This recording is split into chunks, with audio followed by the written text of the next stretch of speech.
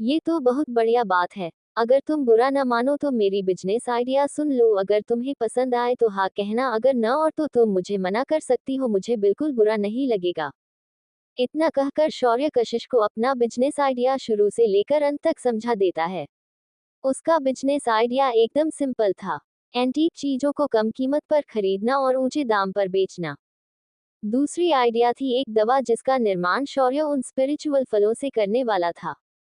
पहली idea business के हिसाब से एकदम सही थी, तो कशिश ने पहले आइडिया के बारे में अधिक जानने के लिए पूछा, मैं जानना चाहूंगी कि एंटीक मार्केट में बेचने के लिए आप एंटीक कहाँ से खरीदोगे और आपके पास कितना पैसा है इस बिजनेस के लिए। शौर्य मुस्कुराया और बोला, ये एंटीक आइटम्स कहाँ से आएंगे इसकी चिंता मत करो, बस इन्हें तुम्हें अच्छी कीमत पर लोगों को बेचना पड़ेगा। मेरे पास जो एंटीक है वह कई हजारों साल पुराने हैं और वह अभी भी अपनी टॉप कंडीशन में है। तुम्हें सिर्फ अपनी कंपनी को द इंडियन ट्रेजर एक्ट के तहत रजिस्टर करना है और हमारे एंटीक्स को एक लीगल रास्ते से बेचना है। इसके लिए हम एक एंटीक हाउस और एक ऑक्शन हाउस खोलना पड़ेगा। तभी कशिश आगे बोली, माफ करना पर मैं एंटीक की जानकार नहीं हूं, तो मुझे एक एक्सपर्ट की मदद लेनी पड़ेगी। उसकी चिंता मत करो, मेरे दिमाग में एक इंसान है जो इस फील्ड में एक एक्सपर्ट माने जाते हैं। तुम उनकी मदद से हमारे एंटीक वैलिड कर सकती हो। रही बात फंड्स की, तो हम कोई भी नया एंटीक खरीदने की जरूरत नहीं है। ऐसा मनु कि मेरे पास एंटीक का खजाना है और तुम्हें सिर्फ उसे बेचना है। जब सारी चीजें बेचकर हम प्रॉफिट मिलेगा, हम उस प्रॉफिट से अपनी मेडिसिन की कंपनी स्टार्ट करेंगे। हमारी दवा कैंसर जैसे बीमारियों को पूरी तरह से ठीक करेगी और मुझे यकीन है कि मेरे पास जो इंग्रेडिएंट है उससे ये दवा सक्सेसफुली बन जाएगी।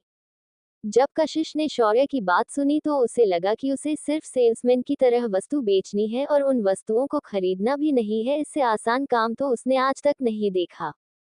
कशिश ने इस बार ऐसा बिजनेस करके देखने का सोचा और उसने तुरंत हाँ कर दी। शौर्य भी बेहद खुश हुआ और उसने तुरंत उसे अपना कॉन्टैक्ट नंबर दिया और उसे लेकर वह उसके घर तक छोड़ने गया। जब वे दोनों घर पहुंचे तो शौर्य ने एक जाना पहचाना चेहरा देखा। एक लड़के की तरह दिखने वाली लड़की बालकनी में खड़ी होकर हाथ में कॉफी का मग लिए उसे पी रही थी। जब उस लड़की की नजर शौर्य पर पड़ी तो वो जोर से बोली, शौर्य तुम यहाँ क्या कर रहे हो। फिर उसने शौर्य के बगल में खड़ी कशिश को देखा तो वह बोली, दीदी आप इसके साथ क्या कर रही हो।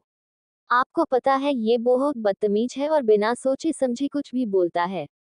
शौर्य ने ये सुना तो वह बोल पड़ा, शिखा उस मिसअंडरस्टैंडिंग का कारण भी तुम खुद थी। उसने मेरी गलती नहीं थी। वैसे भी कौन लड़कों के कपड़े पहनकर उनकी तरह अपने बाल काटकर कॉलेज में घूमता है। तुम्हें तो उस लड़के ने भी लड़का समझकर घूरा था, तो पहले लड़कियों की तरह रहना सीखो फिर मुझे बोलना। बड़ी आए मुझे बदतमीज कहने वाली। जब शिखा ने ये सुना तो मानो वो आग बबूला हो गई हो, लेकिन अब वह शौर्य को कुछ भी नहीं बोल पा रही थी। शौर्य उसे देखकर मुस्कुराया मानो वह उसे चिढ़ा रहा हो। तभी कशिश शिखा से बोली, शिखा अगर आज शौर्य न होता तो आज वह लोग मुझे कहीं का नहीं छोड़ते। आज उसने मेरी जान बचाई है, इसलिए जरा तमीज से उसके साथ बात करना और तुम भी अब तो लड़कों जैसी स्टाइल करना बंद कर दो। शिखा ने अपने बहन की बात सुनी तो उसने अपना सिर हाँ में हिलाकर वह गुस्से से अंदर चली गई। शौर्य ने कशिश को देखा और बोला, अब लगता है मुझे चलना चाहिए। मैंने तुम्हारे अकाउंट में 50 लाख ट्रांसफर कर दिए हैं। इसका इस्तेमाल तुम कंपनी रजिस्ट्रेशन और एक शोरूम खरीदने के लिए कर सकती हो। अगर कम पड़े तो मुझे बोल देना। जब सारी अरेंजमेंट्स हो जाए तो मुझे बुला लेना, मैं सारे एंटीक लेकर आ जाऊंगा। आज शौर्य को उसकी मैनेजर मिल गई थी। अब सिर्फ एक एक्सपर्ट की जरूरत थी और वह काम उसके प्रोफेसर के अलावा कौन कर पाएगा।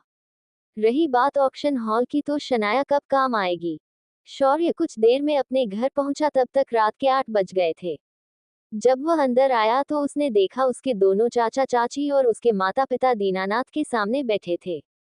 वहीं उनके पीछे अभी और विशाल खड़े थे। शौर्य ने सभी को एक नजर से देखा और अपने कमरे की ओर बढ़ गया। तभी शौर्य को पीछे से आवाज आई, भाई रुको, अभी और विशाल आपसे कुछ कहना चाहते हैं। शौर्य के बढ़ते कदम अचानक से रुक गए और वह पीछे मुड़ा। सिया जो उसके माता पिता के पीछे खड़ी थी उसने शौर्य को उसकी तरफ आने का इशारा कर दिया। शौर्य आराम से चलकर सभी के सामने खड़ा हुआ और अभी और विशाल को देखकर बोला, क्या तुम दोनों कुछ कहना चाहते हो। उसकी आवाज सुनकर ही उन दोनों के हाथ पैर ठंडे हो गए थे। फिर भी अभी ने हिम्मत करते हुए कहा, शौर्य हमें माफ कर दो, हम बस बहक गए थे और हमने तुम्हारे खिलाफ साजिश रची। हम इसके बाद कभी ऐसी गलती नहीं दोहराएंगे। अभी की बात सुनकर शौर्य थोड़ा मुस्कुराया, फिर वह सिया देखकर बोला, और कुछ? सिया ने ये सुना तो उसने ना में गर्दन हिला दी। आज अग्निहोत्री मेंशन के सभी लोगों का घमंड एक तरफ था और अकेले शौर्य का डोमिनेंट और एक तरफ था। शौर्य फिर लापरवाही से अपने कमरे में चला गया। इधर बाकी सभी लोग वहीं खड़े रह गए। तभी दादाजी बोले, क्या किसी और को कुछ कहना है? तभी छोटे चाचा बोले, बाबूजी कल जिया अपने कॉलेज से छुट्टी लेकर वापस आ रही है। उसके साथ उसका एक दोस्त भी आ रहा है उसके रिश्ते की बात करने। मुझे लगता है कल शाम हम सभी मिलकर इस बात पर फैसला ले। दादाजी ने कुछ सोचा और बोले, ठीक है, कल हम शाम को सभी के लिए डिनर एक साथ रखेंगे। सभी इस बात पर सहमति दी और अपने अपने कमरे में चले गए। दूसरे दिन सुबह जगा तो देखा 5 बज रहे थे। वह तुरंत उठा और अपनी मॉर्निंग एक्सरसाइज करने बाहर निकल गया। कुछ देर बाद जब वह वापस आया तो पाया उसके छोटे चाचा राकेश, जो अग्निहोत्री परिवार का बिजनेस संभालते थे, वे हॉल में इधर उधर फेरे लगा रहे थे। जब उन्होंने शौर्य को देखा तो वो रुक गए और शौर्य को देखने लगे मानो वे कुछ कहना चाहते हो लेकिन कह नहीं पा रहे थे। शौर्य ने उनकी झिझक समझी और बोला, क्या तुम्हें मुझसे कोई काम है? शौर्य की आवाज सुनकर राकेश अपने होश में आ गया और बोला, आज तुम्हारी बहन जिया आ रही है। उसके साथ उसका बॉयफ्रेंड रिश्ते की बात करने आने वाला है। मैं चाहता हूँ कि तुम भी उस वक्त वहां मौजूद रहोगे तो अच्छा होगा। शौर्य ने ये सुनकर कहा, ठीक है, मैं दोपहर में जल्दी वापस आ जाऊंगा। वैसे प्रिया नहीं आ रही क्या किया के साथ? प्रिया का नाम सुनते ही राकेश लाचारी से मुस्कुराया और बोला, कल मुझे जिया ने बताया कि उसका और प्रिया का झगड़ा हो गया है, और जब मैंने प्रिया को फोन लगाया उसका फोन बंद आ रहा है, लेकिन वो हमेशा ऐसा ही करती है तो कोई बड़ी बात नहीं, जब उसका गुस्सा शांत होगा तो वो अपना फोन चालू कर देगी। शौर्य को ये पूरा मामला बड़ा अजीब लगा। जिया और प्रिया दोनों ट्विंस थी और वो दोनों कभी भी झगड़ते नहीं, बस थोड़ी नाराज होकर फिर से एक हो जाती है। इधर जिया अपने जीवन का बड़ा फैसला लेने जा रही थी मगर प्रिया उसके साथ नहीं थी। शौर्य ने कुछ सोचकर सिस्टम से कहा, सिस्टम, क्या तुम प्रिया को ट्रैक कर सकते हो? मेरे प्यारे होस्ट, क्या तुम भूल गए मैं इस मॉडर्न जमाने में भी एक ओमनी प्रेजेंट सिस्टम बन गई हूँ? तुम्हारे बहन का पता मैं अभी लगाती हूँ। कुछ ही देर में शौर्य के सामने एक स्क्रीन खुली और उस पर उसने जो देखा उसे देखकर उसकी आंखें सिकुड़ गई और उसके माथे की नसें उभर आई। उसने कुछ सोचा और सिया को फोन लगाकर उसे अकेले ही कॉलेज जाने के लिए कहा और वह अपनी थार लेकर एयरपोर्ट की ओर चला गया। जिया और प्रिया दोनों मुंबई यूनिवर्सिटी से मैनेजमेंट की पढ़ाई कर रही थी और अभी शौर्य मुंबई की ओर जा रहा था। कुछ ही देर में द्वारिका एयरपोर्ट से शौर्य सीधा मुंबई निकल गया। हवाई अंतर ज्यादा न होने की वजह से शौर्य 1 घंटे में मुंबई पहुंच गया था। शौर्य ने बाहर आते ही अपनी थार अपनी स्टोरेज रिंग से बाहर निकाली और सीधा दौड़ाते हुए NH3 की तरफ निकल गया। जब शौर्य विक्रोली, जो कि मुंबई के पास ही छोटा शहर है, वहां पहुंच गया तो उसने अपनी गाड़ी को फिर रिंग में रख दिया और जल्दी जल्दी वहां के इंडस्ट्रियल एरिया में एंटर कर गया। कुछ ही देर में शौर्य एक पुरानी सी दिखने वाले फैक्ट्री के बाहर पहुंच गया। ये फैक्ट्री कई सालों से बंद नजर आ रही थी, लेकिन उसके अंदर उसने महसूस किया कि कुछ लोग मौजूद है। शौर्य तेजी से फैक्ट्री के एक डक के पास गया और उसे एक झटके में उखाड़ दिया। उसके बाद वह धीरे से छुपते छुपाते अंदर पहुंच गया। अंदर जाते ही उसने देखा कि एक लड़की को कुर्सी से बांध कर रखा गया था। उसके अगल बगल कुछ बॉडीगार्ड्स खड़े थे। वही उस लड़की के सामने एक सोफा था और उस पर एक अधेड़ उम्र का आदमी बैठा था। वह उस लड़की को देखकर मुस्कुरा रहा था। वह आदमी उस लड़की को बोलता है, मैंने तुम्हें काम समझा, मुझे यकीन नहीं होता तुम्हें मेरा प्लान पता चल गया। फिर भी तुम्हारी बहन बेवकूफ निकली और वह मेरे बेटे को अपने साथ तुम्हारे मना करने पर भी लेकर चली गई। मैंने भी तुम्हें यहाँ इसीलिए पकड़ कर रखा है ताकि तुम मेरा प्लान अपने बाप तक न पहुँचा सको। मैं उम्मीद करता हूँ कि आज मेरा बेटा तुम्हारे बाप के साथ मिलकर ये रिश्ता फाइनल करवा के आएगा तो फिर मुझे वो प्रोजेक्ट तुम्हारा बाप दहेज में गिफ्ट कर देगा। उसका बाप दे भी देगा तो भी उसका भाई तुम्हें लेने देगा तो ना। तभी उस फैक्ट्री में एक जवान लड़के की आवाज गूंजती है। वह आदमी अपनी जगह पर उठकर खड़ा होकर इधर उधर देखने लगता है। ये लड़का शौर्य था और जो लड़की कुर्सी से बंधी हुई थी वो थी प्रिया, जिया की जुड़वा बहन, और उसे किडनैप करने वाला आदमी था गजेंद्र हीर, मुंबई का सबसे बड़ा बिजनेसमैन। फ्लैशबैक। गजेंद्र हीर ने प्रिया को सिर्फ इसीलिए किडनैप करवाया था ताकि वो नई स्मार्ट सिटी कंस्ट्रक्शन का प्रोजेक्ट राकेश अग्निहोत्री से अपने कब्जे में ले सके। राकेश ने ये प्रोजेक्ट दुष्यंत की मदद से यह प्रोजेक्ट हासिल किया था। अग्निहोत्रियों से सीधा पंगा वह खुद भी नहीं ले सकता था। राकेश अकेला ही उसे तबाह करने में सक्षम था, लेकिन जिया के मदद से वह उसके बेटे के जरिए राकेश को अपने कंट्रोल में लेना चाहता था।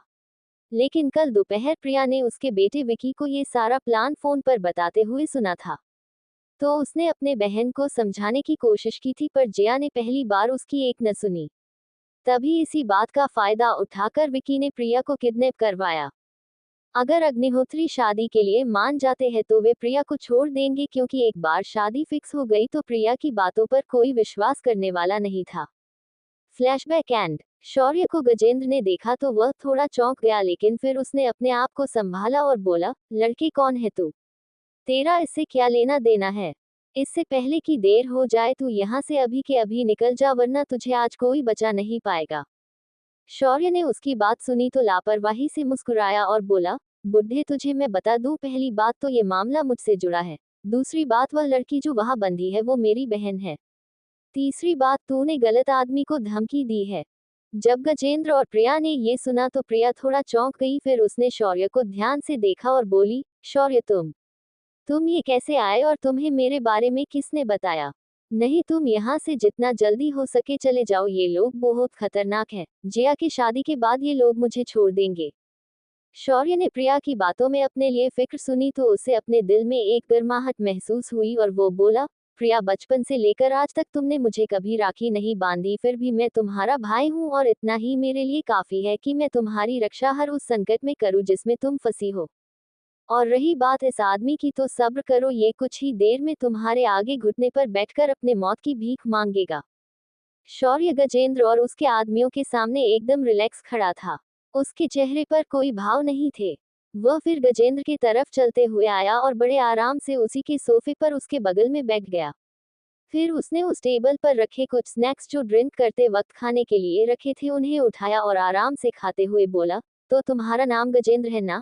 तुम्हें बचपन में तेरे बाप ने तेरी माँ के साथ बाहर निकल दिया था, क्योंकि तेरी माँ के तेरे चाचा के साथ नाजायज संबंध थे, जिसे तेरे बाप ने रंगे हाथों पकड़ा था।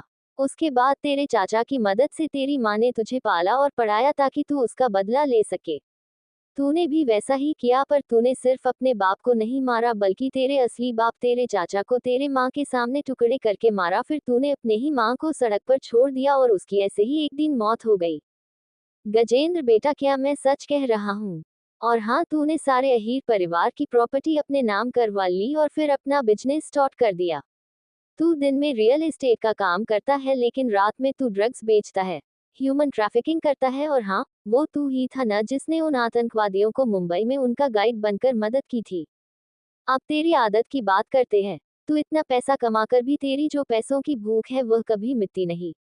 तू पैसे कमाने के लिए डिस्पोजेबल बॉटल्स को भी छोटे छोटे अनाथ बच्चों से कलेक्ट करवाता है। अब बता, क्या मैं तेरे बारे में कुछ गलत तो नहीं हूँ? तूने ये हरकत भी एक प्रोजेक्ट को पाने के लिए ही की थी ना? चल वो छोड़, तू मेरे चाचा के साथ कैसे डील करेगा मुझे उससे कोई फर्क नहीं पड़ता। मुझे बस इतना मालूम है कि मेरे होते हुए मेरी बहनों के साथ कोई खिलवाड़ नहीं कर सकता। शौर्य ने इतना कहकर अपना राइट हैंड आगे बढ़ाया और एक ही झटके में गजेंद्र को जकड़ लिया, जो इस वक्त सिर्फ शौर्य को देखे जा रहा था और शौर्य के बारे में सोच रहा था, जिसने उसकी सारी कुंडली उसके सामने खोलकर रखी थी। जब शौर्य ने उसे अपने हाथ से जकड़ा तो गजेंद्र को अपने गले पर एक ठंडक महसूस हुई और उसके अगले ही पल उसका पूरा शरीर जम गया। उसकी सांसें भारी हो गई थी। तभी गजेंद्र को अपने पेट में जोर का दर्द महसूस हुआ और उसने अगले ही पल खून की उल्टी कर दी थी, क्योंकि शौर्य ने उसके पेट में एक मुक्का मारा था। अब तक गजेंद्र के सारे बॉडीगार्ड्स हरकत में आ चुके थे। उन्होंने अपनी पिस्तौल निकाली और शौर्य पर चला दी, लेकिन एक भी गोली शौर्य को छू नहीं पाई। उनकी सभी गोलियां हवा में ही गायब हो गई थी। तभी उन्हें कुछ धातु के टुकड़े जमीन पर गिरने की आवाज सुनाई दी। जब उन बॉडीगार्ड्स ने उन गिरते हुए धातु के टुकड़ों को देखा तो उनकी आंखें बाहर आ गई। फर्श पर उन्होंने चलाई हुई गोलियां थी जो शौर्य ने अपने हाथ से पकड़ी थी। इसके बाद सभी बॉडीगार्ड्स समझ चुके थे कि उनका पाला इस बार एक इंसान से नहीं बल्कि राक्षस से पड़ा है। शौर्य ने फिर गजेंद्र को एक और फेंक दिया और उन बॉडीगार्ड्स की तरफ आराम से चलकर आया। इस समय उसका ऑरा बदल चुका था, हर बार इन चमचों को मारकर अब वह इस बात से बोर हो गया था, तो उसे इस बार उन्हें एक बार में ही खत्म करने की सोची। शौर्य ने अपनी तलवार को हाथ में पकड़ा जो खूनी रंग से चमक रही थी, फिर उसने अपने तलवार को हवा में आड़ा चला दिया और एक अदृश्य शॉकवेव उसमें से निकली और उन सभी बॉडीगार्ड्स को पार करके निकल गई।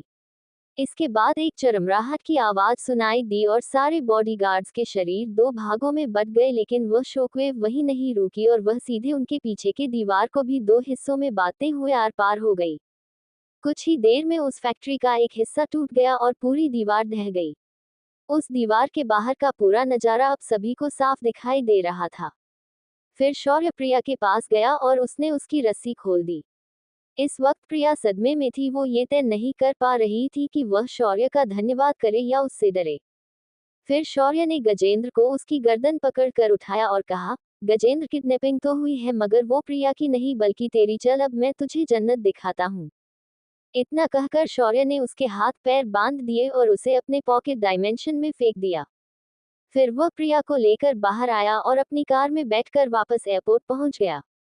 एयरपोर्ट पर आते ही उसने द्वारिका का टिकट निकाला और सीधा द्वारिका पहुंच गया। जब वह वापस आया तब तक जिया घर पहुंच गई थी। आज विकी शाम को उसके रिश्ते के बारे में बात करने आने वाला था। शौर्य और प्रिया भी शाम के 5 बजे तक घर पहुंच गए थे।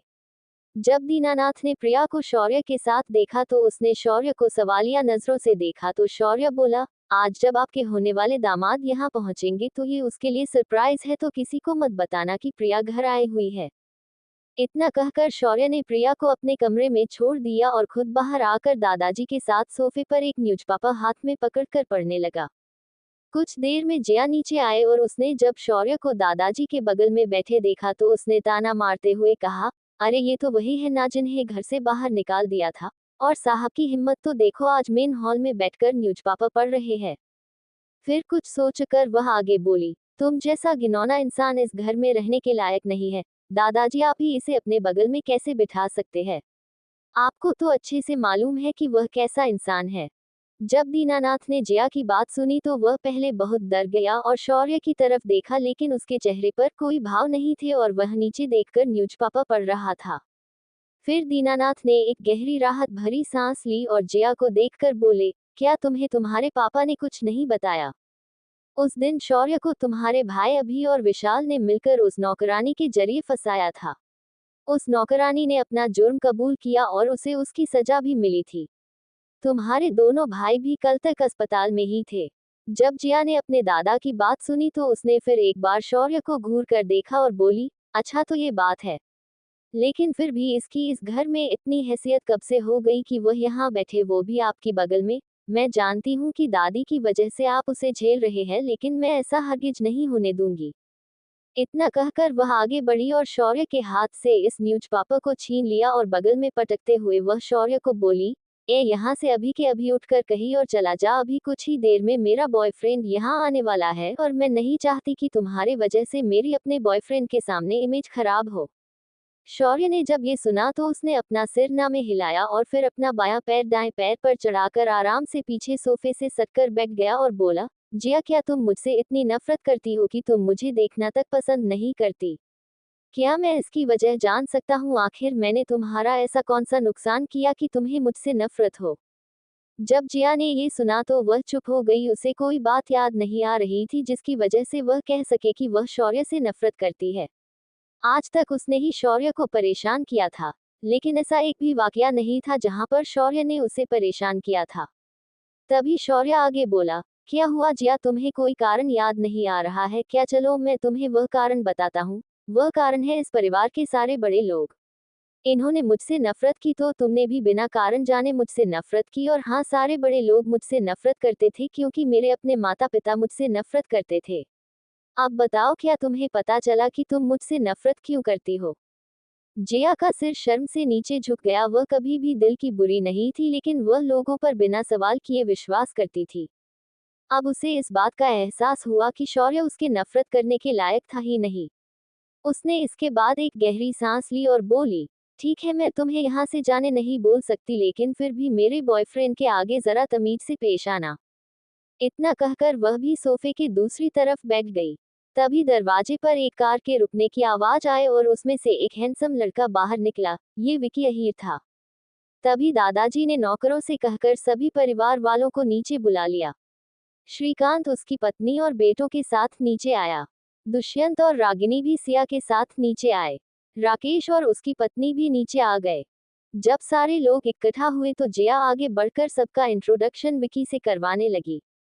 जब सभी की पहचान उसने बताई लेकिन शौर्य को उसने जानबूझकर इंट्रोड्यूस करवाया नहीं तो राकेश बहुत डर गया और वह घबराते हुए आगे आया और बोला, विकी बेटा इनसे मिलो, ये है शौर्य, दुष्यंत भैया के सबसे बड़े बेटे। ये अभी हिस्ट्री में मास्टर्स कर रहा है। विकी को भी ये थोड़ा अजीब लगा लेकिन उसने मुस्कुराकर शौर्य से हाथ मिलाया। तभी शौर्य ने भी उससे हाथ मिलाया और उसके शरीर में अपनी आध्यात्मिक ऊर्जा प्रवाहित कर दी। विकी को थोड़ी गर्माहट महसूस हुई लेकिन उसने उसे इग्नोर कर दिया। तभी दादाजी ने सभी को बैठने का इशारा कर दिया और सभी लोग विकी को तरह तरह के सवाल पूछ रहे थे और इस बीच में शौर्य की तरफ देख रहे थे मानो वो पूछ रहे हो कि क्या तुम कुछ पूछना चाहते हो। जब सभी के सवाल खत्म हुए तो शौर्य बोला, तो आप है विकी अहीर जो गजेंद्र अहीर के बेटे हैं जिसने कुछ दिनों पहले पोर्ट सिटी डेवलपमेंट का प्रोजेक्ट मेरे चाचा के हाथों हारा था। कहाँ तक मुझे लगता है तुम उसके बाद जिया से मिले और उसे कुछ ही दिनों में इम्प्रेस करके तुमने अपना बना लिया। तुम तो बड़े तेज निकले। जब राकेश ने ये सुना तो उसे कुछ अजीब महसूस हुआ पर जिया का मुंह काला हो गया। दूसरी तरफ विकी के हाथों में पसीना आने लगा था, उसके हाथ कांप रहे थे। फिर भी उसने हिम्मत करके कहा, शौर्य भाई आप तो मेरे बारे में बहुत कुछ जानते हैं लेकिन ये बस एक इत्तेफाक की बात है। मेरा और मेरे डैड के बिजनेस राइवलरी से कोई संबंध नहीं है। ओह, तो ऐसी बात है। वैसे क्या तुम प्रिया से आते समय मिलकर आए थे? मेरा मतलब है आने से पहले क्या तुम प्रिया से मिले थे? शौर्य ने विकी को मुस्कुराते हुए एकदम बेफिक्र लहजे से पूछा। विकी ने जब प्रिया का नाम सुना तो उसकी जान लगभग उसके गले आ गई थी। तभी ये देखकर जिया बोली, प्रिया का विकी से क्या लेना देना है? वह तो मुझे कह रही थी कि विकी भरोसे के लायक नहीं है, वह मुझे फंसा रहा है। इससे मैं समझ गई कि मेरे बहन को मुझसे जलन हो रही थी तो कल दोपहर को ही मेरा और उसका झगड़ा हुआ था तो आज मैंने आने से पहले उसकी शक्ल देखना सही नहीं समझा और मैं सीधा यहाँ आ गई।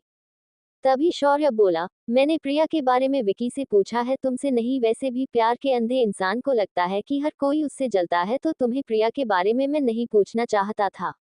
अब विकी बाबू जरा आप मुझे प्रिया के बारे में बोलना चाहेंगे या फिर? शौर्य ने अपनी बात अधूरी छोड़ दी। दीनानाथ जिसे प्रिया के आने की खबर थी वह भी थोड़ा हैरानी से विकी को देखने लगा।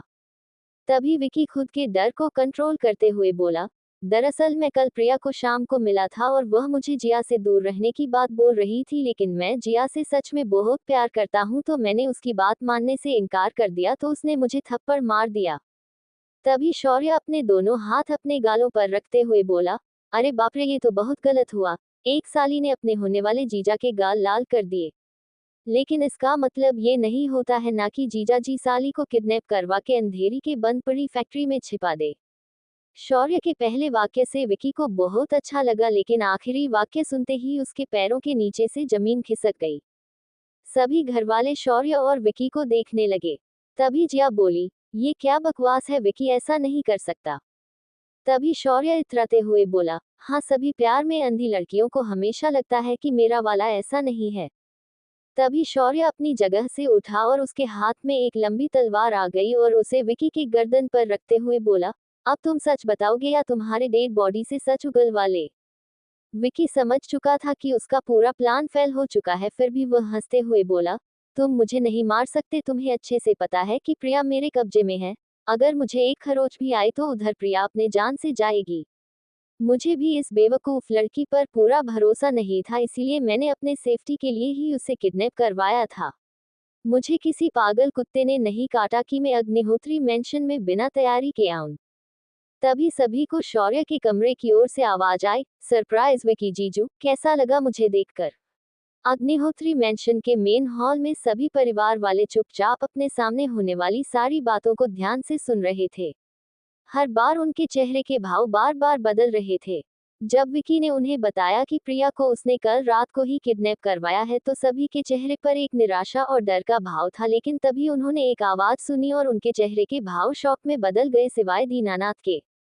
सबके सामने प्रिया आकर खड़ी हुई थी, जो बिल्कुल जिया की जेरोक्स कॉपी थी।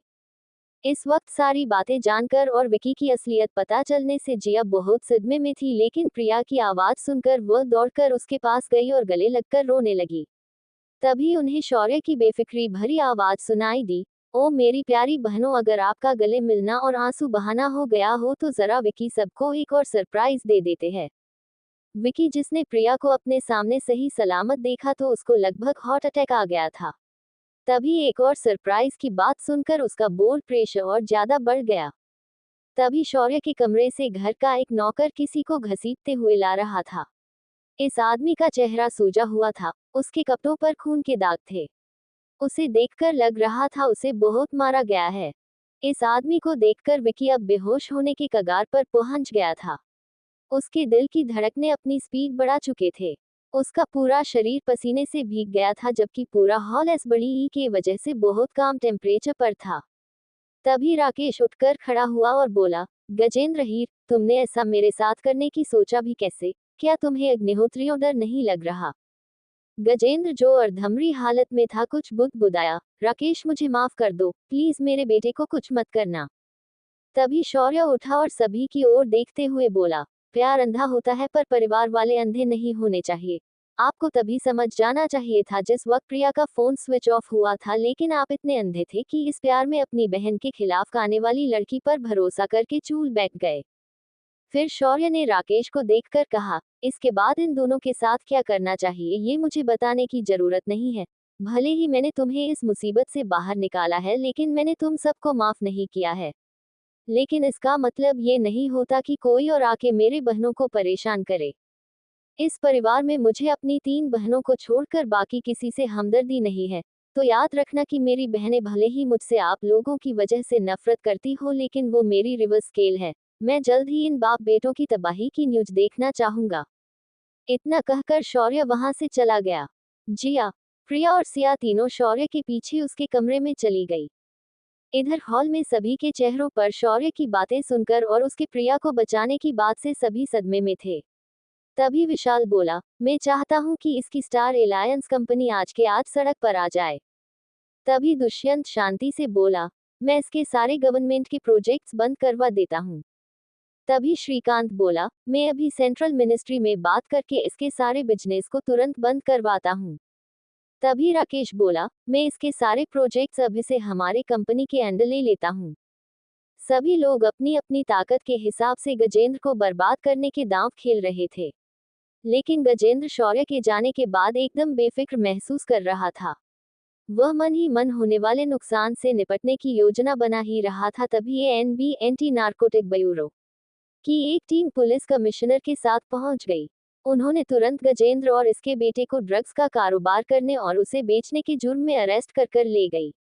ये देखकर दुष्यंत ने कमिश्नर से पूछा, क्या बात है रवि, मामला क्या है? तभी रवि, जो पुलिस कमिश्नर है, वह बोला, कुछ समय पहले डिपार्टमेंट के मेल आईडी पर किसी ने मेल डाला था और उसमें गजेंद्र के खिलाफ पक्के सबूत भेजे थे। पिछली बार भी उसे ने जुनैद अंसारी को एक्सपोज किया था, लेकिन आज तक हम उसे ट्रैक नहीं कर पाए हैं। तभी दुष्यंत बड़बड़ाया, करोगे भी कैसे, वो तो इस दुनिया में भी नहीं है। तभी रवि बोला, मतलब? दुष्यंत बोला, मेरा मतलब है कि वह मर चुका होगा या फिर उसने किसी गलत आदमी से पंगा लिया हो, ऐसा मेरा दिल कहता है। रवि ने ये सुनकर हाँ में सिर्फ अपनी गर्दन हिला दी। इसके बाद पुलिस ने गजेंद्र और उसके बेटे को उठाया और वहां से लेकर चले गए। आज शौर्य ने किसी को जान से नहीं मारा, मगर सभी परिवार वालों को एहसास दिलवाया कि वह कुछ भी कर सकता है। सभी लोग अब इस उधेड़-बुन में थे कि शौर्य को प्रिया की किडनैपिंग के बारे में कैसे पता चला, उसने उसे कब बचाया और गजेंद्र और प्रिया को वह कब लेकर आया। इन सारे सवालों के जवाब शौर्य दे सकता था, मगर कोई भी उससे बचने की हिम्मत नहीं कर रहा था। शौर्य के कमरे के अंदर तीनों बहनें उसके अगल बगल खड़ी थी और शौर्य को सवालिया नजरों से देख रही थी। शौर्य ने जब ये सीन देखा तो एक गहरी सांस ली और बोला, तो क्या अब भी तुम्हें लगता है कि तुम्हारा भाई नालायक है, नकारा है, या फिर कोई कमजोर इंसान है? सभी लड़कियों ने अपना सिर नामे जोर से हिलाया। तभी जिया बोली, तुम्हें कैसे पता चला कि प्रिया किडनैप हो गई है? इस सवाल पर शौर्य मुस्कुराते हुए बोला, अरे ओ सिस्टर, तुम्हारा भाई ओमनी प्रेजेंट है, वो कहीं से भी कुछ भी जान सकता है। प्रिया का पता लगवाना कौन सी बड़ी बात थी? होस्ट के बच्चे, तूने मेरे काम का क्रेडिट अपने नाम करवा लिया, जरा शर्म करो। उसके दिमाग में सिस्टम की गुस्से भरी आवाज सुनाई दी। शौर्य सिर्फ मुस्कुराता रह गया, लेकिन सिस्टम को कुछ नहीं बोल पाया। प्रिया को तो बचा लिया, लेकिन अब कौन सी नई चुनौतियां शौर्य के सामने आने वाली है? क्या शौर्य अपने परिवार वालों को माफ कर चुका है, या फिर इसके पीछे भी उसकी कोई मंशा है? इन सवालों का जवाब जानने के लिए बने रहिए हमारे साथ।